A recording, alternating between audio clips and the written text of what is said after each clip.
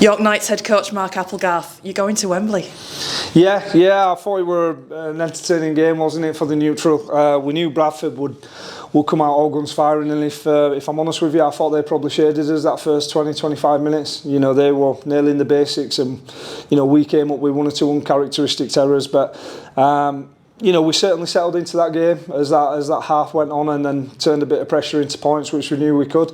And then that second half, what can I say about it? Had a bit of everything, didn't it? Both teams just throwing everything at each other. You know, yellow card, you know, a few penalties here and there, and people having to put the body on the line. So just really proud, and you know, we'll certainly enjoy the occasion when it comes. But as boring as it sounds, we'll enjoy this week off. And then it's really important that we come back down to earth, ready to go against Sheffield. And then after that game's over, we'll start worrying about what comes next.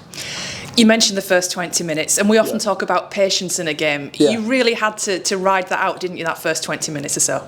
Yeah, I thought we defended tough. Obviously, we came up with an error that Bradford fully capitalised on, but you know, Bradford are a quality outfit. They play some really expansive rugby with some great go forward, and you know, when you're playing in these sort of games, it's not just a tactical battle. It's about heart and character as well.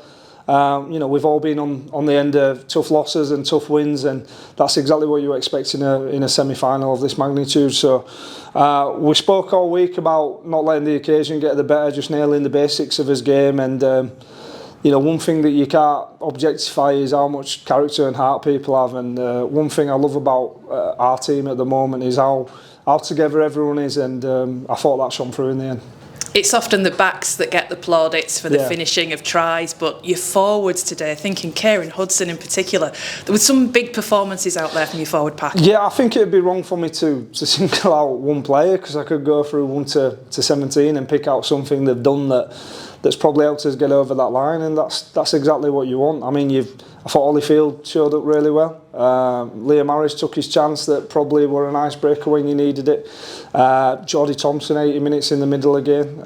Jack Martin, you know, there were so many that you could go through, and you know, there were some real unselfish efforts out there. You know, young Gano had to wait until second half to come on, but I thought he nailed his shift.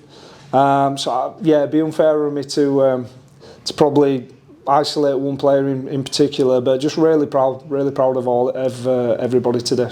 You mentioned the Simbenning as well, Paul McShane in the second half. How much of a concern was that for you at that point in the game? Yeah, obviously it is. You're down to 12 men against you know, a very dangerous outfit, but I thought it were a tough Simbenning, if I'm honest with you. I don't think it was a Simbenning. You know, if anything, it was just a bit of gamesmanship, and Macra had the ball out saying, take it off me. But it is what it is, you know. We'll have to look at that video and see where we can get better. You know, it's a tough job refereeing games like that, so I certainly don't want to shine a spotlight on that. So we'll just look at what we can control, where we can improve, and you know, that's all you can do, isn't it? And a word as well for the support today, because the Bradford fans brought plenty, but the York fans certainly competed there as well, didn't they? You know what, when I came out of the dressing room, the atmosphere was unreal. You know, York fans absolutely quality, and you've got to, you know, give credit to Bradford as well. They travelled in numbers, and I thought the chanting back and forth is exactly what you want in a cup tie atmosphere, isn't it? And that's the beauty of our sport, absolutely quality. You know, I'm glad that we're giving the fans something to cheer about. Hopefully they'll get down in numbers now and really support us, because that hardcore group that we have are, as I said, best fans in the league. But I thought the Bradford fans were class as well, you know, in terms of the atmosphere created. And the beauty of our sport is they're probably all sat in a pub now having a pint talking about you know, what ifs and what for. So just a real good atmosphere overall. And finally, if you've got a week off next week, are you getting yourself measured up for your suit, ready for Wembley? No, I'll let Clint worry about all that. I'll still be coming in. You know, we've got a couple of things that we need to go over, but it's important the players get a bit of downtime.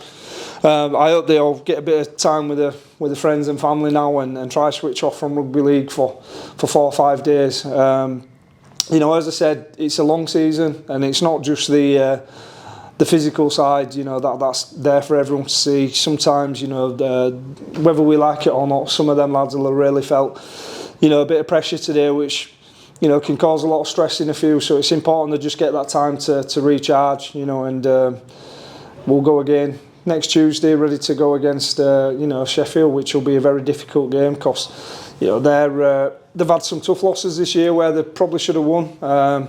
They're definitely going to turn a corner soon, and we're just going to make sure it's not against us.